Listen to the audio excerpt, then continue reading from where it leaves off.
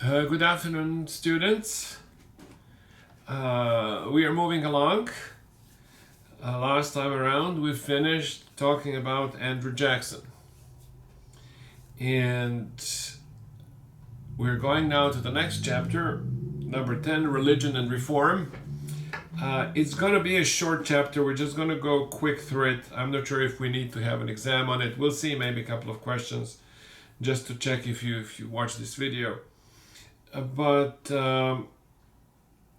Because this is the stuff, this particular stuff we have not covered. The topic in the chapter number 10 is second awakening, religious revival that happened in the early 1800s, all the way up to the Civil War, to 1840s, 1850s, and so on and so forth. It's really important because we need to say a couple of things there, and that's what we're going to do today. And then we're going to skip chapter 11 because we talked about cotton and slavery quite a lot before, so no need to dwell on it further. And we're going to get into the Civil War afterwards to finish this semester. But for now, today, Religion and Reform, chapter 10, and the Second Great Awakening. I don't know why these awakenings are always great. But anyways, we're talking about a Protestant religious revival. This revival is so important that I want to skip the whole chapter, but I couldn't. It's important for understanding American mentality and American culture to this day. And it has a lot to do with theology. Theology often gets a bad reputation as being irrelevant, like questions how many angels can dance on the tip of a spear or something like that, or a needle. But that is not true. Theology in itself might be an esoteric, and not all people have inclination to like it, but it has enormous consequences. Doctrines of various churches affect how people behave, how people see the world, how they react. It's determine their deepest convictions and what makes them tick. So we need to talk about theology. And we need to continue the discussion that we started before. Because what was happening here is that in the 1820s, 1830s, 1840s, a new kind of religiosity appeared. Something that is very characteristically American. I like to summarize it usually by the phrase, every day and in every way I'm becoming a better and better person. It's a continuation of Reformation in that sense. And we'll get to it shortly. And it involves a couple of things that you see in chapter 10 over there in the textbook. That is creation of various Adventist churches, people who are waiting for the second coming of Jesus to occur. That is relevant because the theology that is called the Postmillenarianism,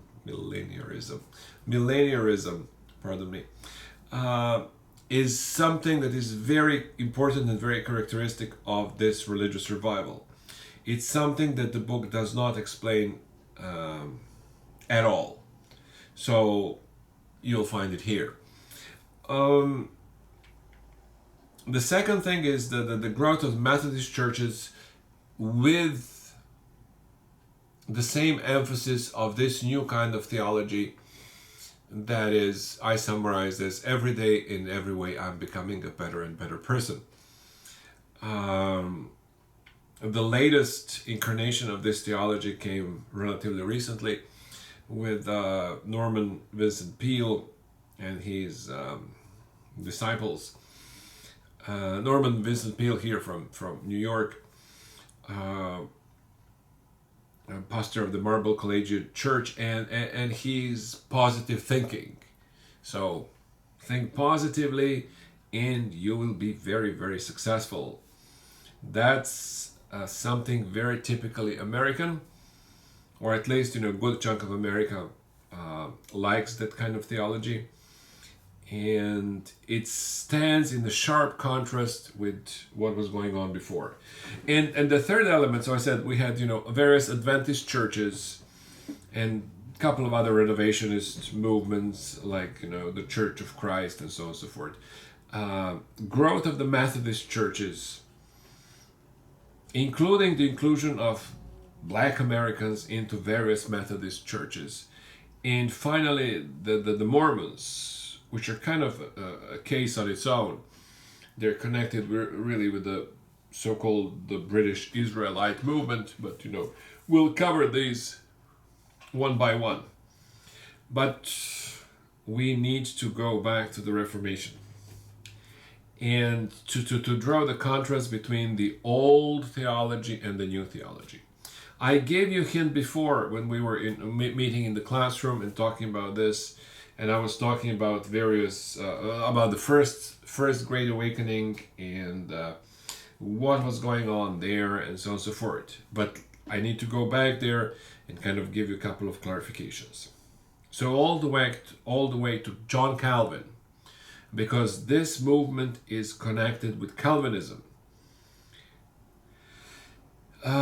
Even though it's actually an anti-Calvinist, but it's a reform of Calvin. So let me explain. Let's go back to Calvin.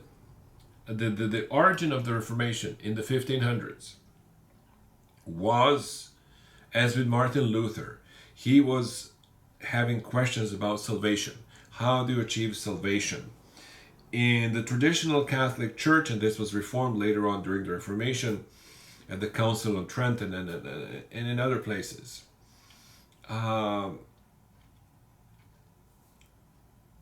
My old professor explained this in this way. Catholics view salvation sort of as a cup, but cup that has holes in it, and it leaks. So therefore, God's grace is put into the cup at your baptism. And the cup leaks. That these are the sins that we commit.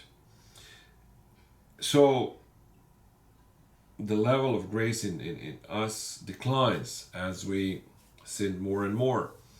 So we need to do two things. We need to patch up the holes. That was, you go again to the church, to sacraments, confession.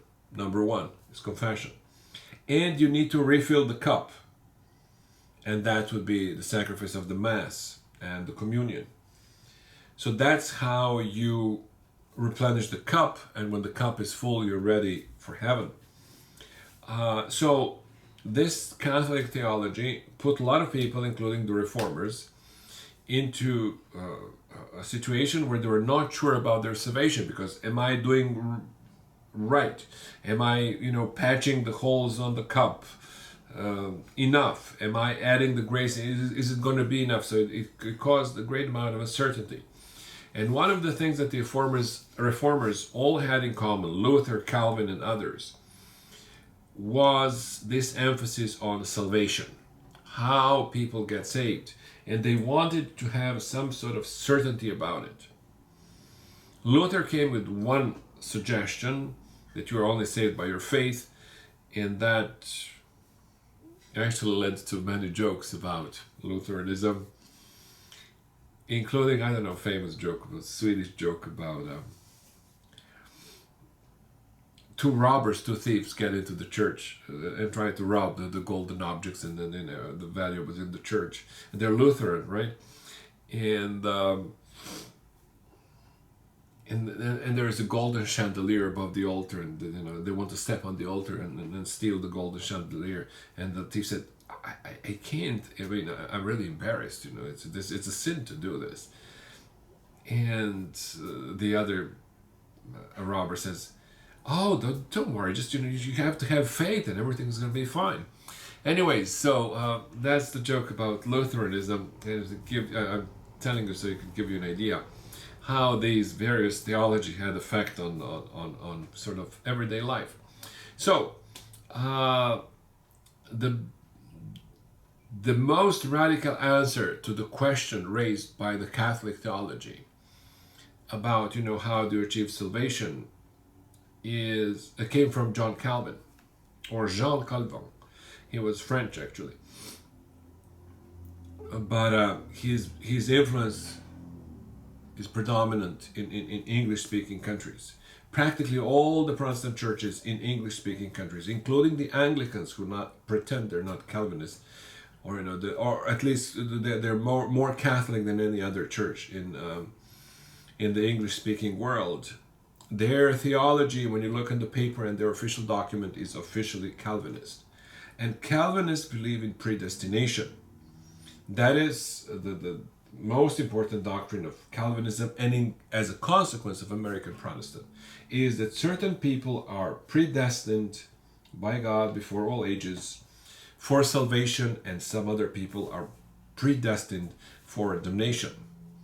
That changes the dynamics about insecurity about your salvation. You either saved or you are not.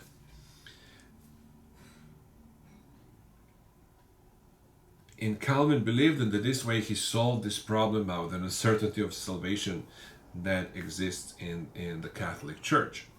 Now, this theology raises another problem, and that is the problem of how do you know who is predestined for salvation and who is predestined for hell? Well, that's the problem. That's the problem that Calvinism has been struggling with for 500 years now. Almost 500 years now. That's the main problem of American theology too. So already in the first Great Awakening, this traditional, famously, Max Weber, German theologian and a sociologist, claimed that this anxiety among the Calvinists to figure out whether or not they are among the saved or among the damned caused them actually to have very virtuous lives and accumulate enormous amounts of wealth, push them in that direction. And Weber claimed famously that this was the origin of capitalism, namely that this desire by the strong, severe, strict Calvinist to prove that they are the ones among the saved by having, a very successful life. This is at the core of what is called in American history prosperity gospel, namely that that the wealth that you have is also an indication that you are among the saved and not among the damned. Anyways, so this is traditional Calvinism, but this traditional Calvinism developed gradually. It starts with the first Great Awakening and Jonathan Edwards. You see, one of the things that the Calvinists developed is the interest in the eschaton, in the final things, in the second coming of Christ, in understanding of history. Because only by understanding history you can understand where is your position there, and are you among the saved or among the damned. And therefore, Calvinists in general are, and the American religion by extension, is obsessed with the interpretation of the book of Revelation. The book of Revelation was actually, it almost didn't make it into the canon of the Bible. The early church a lot of people in the early church, very influential people, including the popes, some of the popes, believe that this is probably the most dangerous books in the Bible because it supposedly predicts the future. Some people say that it doesn't, that it explains the events that already happened, but the great majority of Christians believe that the book of Revelation would predict the future. So Calvinists then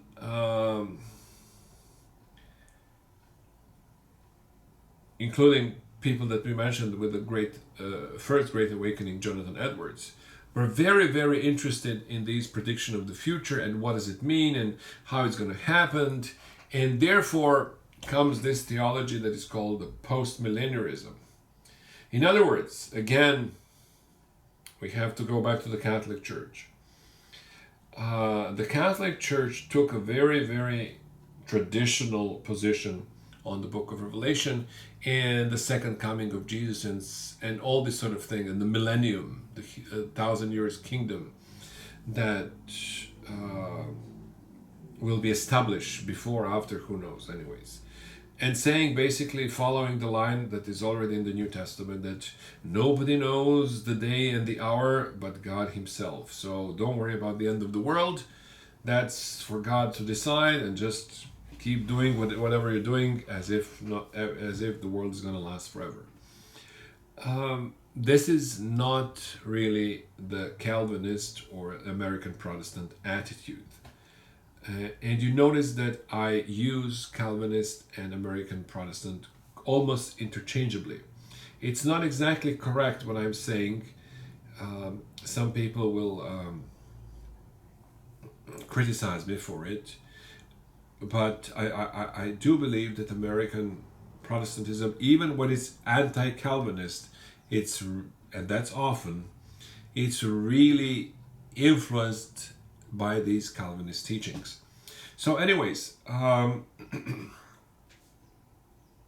so the people during the Second Great Awakening were actually believers in what is called the postmillennial theology, postmillenarian theology. And that means that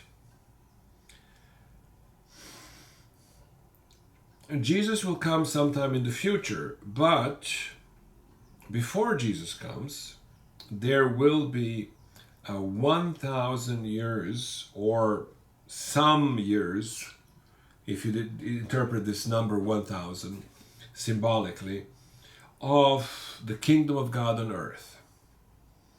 These theologies are associated with what is called the Armenian criticism of Calvinism, and then developed through Methodism into various Adventist churches and other churches, Baptist, and so on and so forth in America. So it kind of permeated the whole of broad church American Christianity. By broad church, I mean those churches, they don't look and resemble the Catholic Church. So,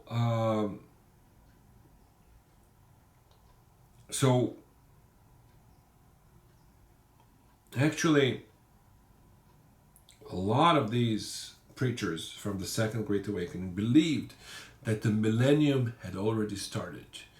And your purpose in the world as a believer is then to work towards that millennium, towards achieving the kingdom of God on earth. And that explains all of these movements that are listed in chapter 10. For example, abolitionist movements. They believed that slavery was a sin, a grave sin against God, and therefore you have to work towards abolitioning slavery. So, a lot of abolitionists in America, I would say 90% of them, were actually religiously motivated, and they were motivated by this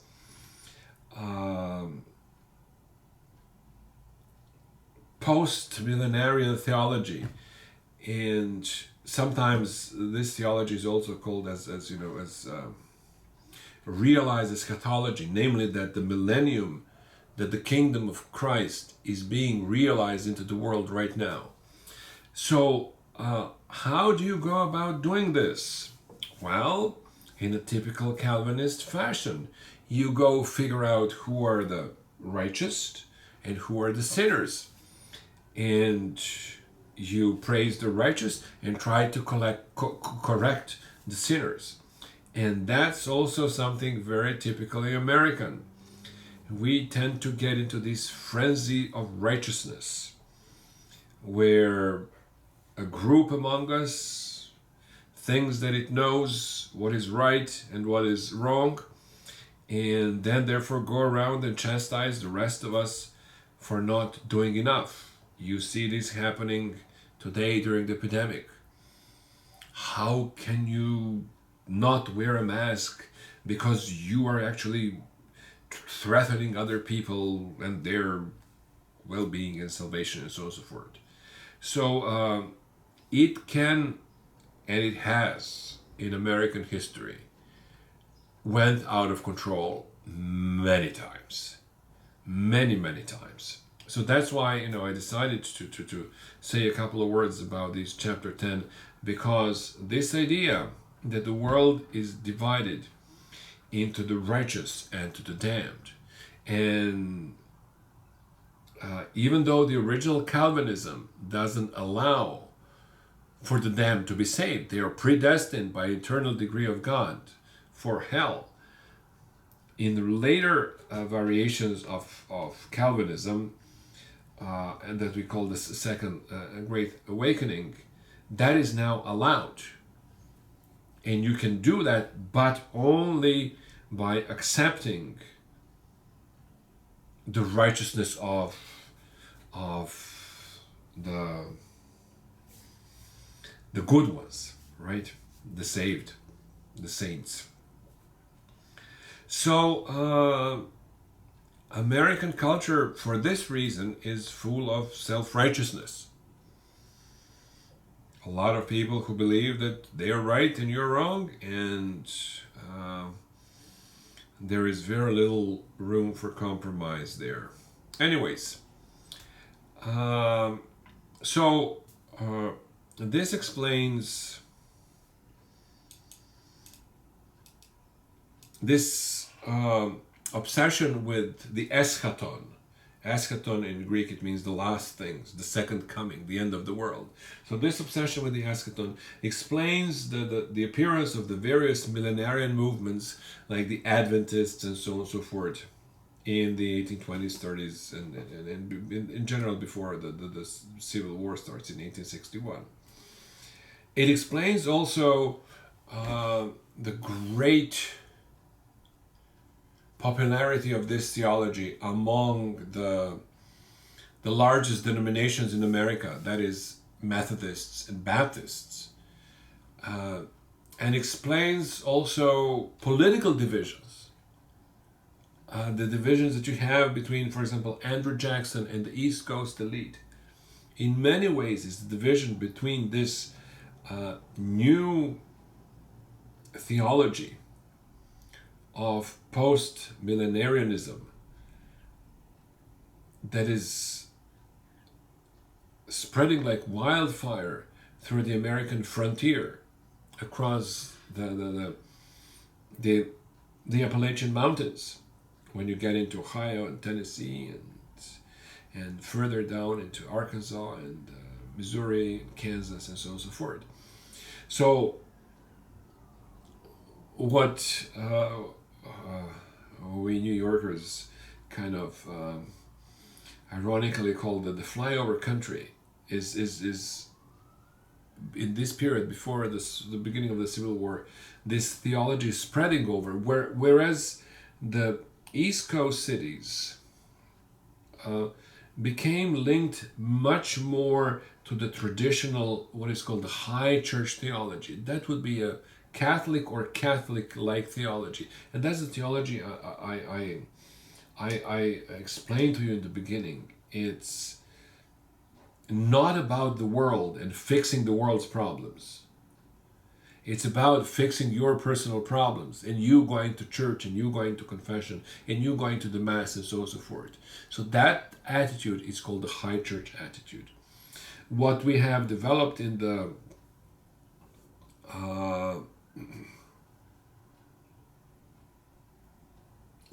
in America, outside of the East Coast, is this neo-Calvinist interpretation that you need to work towards the establishment of kingdom of God. It had a lot of consequences. You need to figure out, history and what is going on, and interpret all the events that happen in history as some sort of a divine plan already written in the book of the Revelation. I hope you get the idea how this developed. So that would cover, for example, the Adventists, the abolitionist movement, women's rights that is mentioned over here to some extent. A lot of the women that are mentioned here were actually deeply religious women that belong to this movement and also come out of the same sort of conviction that, having different roles for men and women in society and not allowing women to have a vote and political rights and so on and so forth is a sin, and therefore it has to be corrected. And if you don't correct it, the whole hell is going to break loose. That's a very typical attitude in American politics. If you don't do it my way, there is going to be a hell to pay, literally and symbolically. And this is where it comes from. We have Mormons left. I told you there is a third element there. And Mormonism is part of actually British nationalism. Great Britain, in the Reformation, also created a national church. And from the times of the Reformation, there was a group. They were called the British Israelites. It was always a fringe group that believed that British people in some way are somehow related to the Jews. So the British Israelites themselves had real trouble explaining how are the British people related to the Jews. So they come up with the various, in my opinion, quite strange legends, not to say crazy. But anyways, it usually goes to Scotland, and there is a story about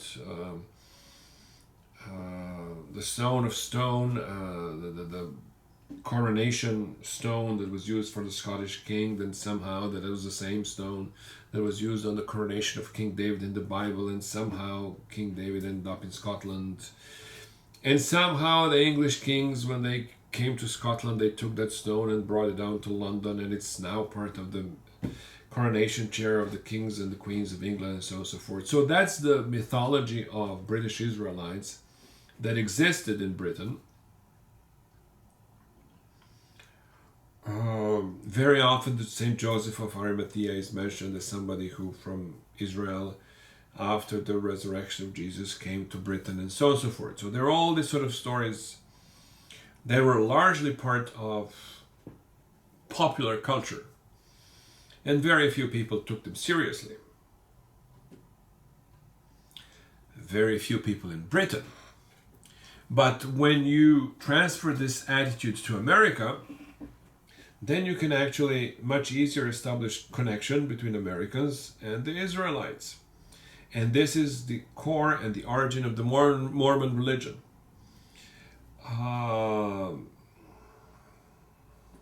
Joseph Smith, New Yorker, from the upstate of New York. And then from New York, he started moving west into Missouri, Illinois, and finally they ended up in Utah, but he was killed actually by a violent mob who thought that he was crazy. At the core of his teaching of the Mormon Church is this belief that in the New Revelation, and the core of that New Revelation is the claim that the Native Americans are actually a lost tribe of Israel. I don't know if you ever taken Western civilization. We talk about the Babylonian captivity, and then the 6th century before Christ, Babylonian king Nebuchadnezzar actually conquered Jerusalem, destroyed the temple, and scattered the Jewish people. So there were 12 tribes of Israel that are mentioned in the Bible. 2 of them were left, Judah and Benjamin. And from the tribe of Judah you have the Judeans, or the Jews, but the remaining, Benjamin kind of slips in because those goes with the Judah, but the remaining 10 tribes, they were taken into Babylonian captivity. And in the Bible it says that those people returned back from captivity, but that's not what the British Israelites believed. That's not what the Mormons believed. They believed that, these remnants of these 10 lost tribes of Israel somehow ended in the American continent, and that Joseph Smith had a special revelation for them, that Jesus appeared after the resurrection, not only in Galilee, in Judea, and in other parts of Israel today, but he also showed himself in America, and to gather these lost tribes back into the church. And so anyways, this is a very interesting movement. It develops later on into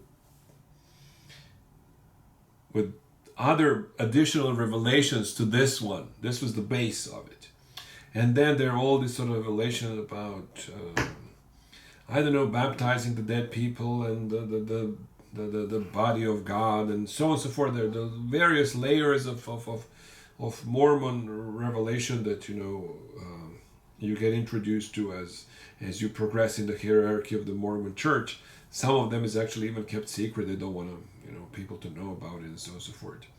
But this is the core belief out of which the whole idea of the Mormon church started and then developed in one of the largest churches in America today.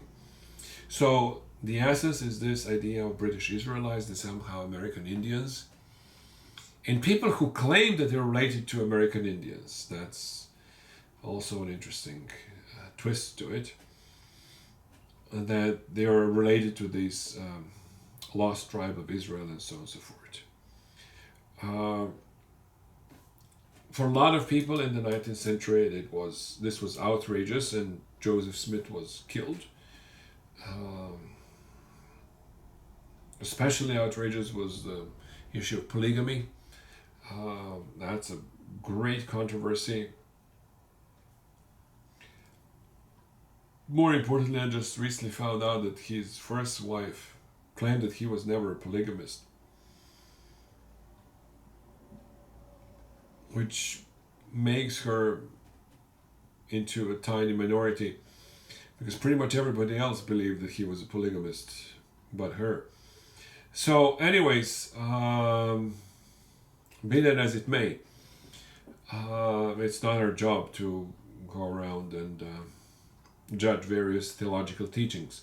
What interests me here is that how these teachings affect society. And I think we cover that pretty well in here. I hope that what I say here, it's going to help you understand this chapter 10. We're not going to come back to it. That's about it. We move to the sectional crisis and the Civil War for the next time. But for now, this should be enough about religion and reform, chapter 10 in American Yop. I think that's about it. That will cover it for us. And it will give you an understanding, a much better understanding of what they're talking about in the book. because the book doesn't give you this background, and I sort of went out of my way, so to speak, to go back all the way to Calvin and kind of bring us back from Calvin into these neo-Calvinism and Arminianism and Reformed Calvinism, that post-millenarianism, and the attitude that is so prominent in American theology and American churches, and how it affects American behavior in everyday life and in politics. So that's it for now. Hope to see you soon. Bye. Oops. All right.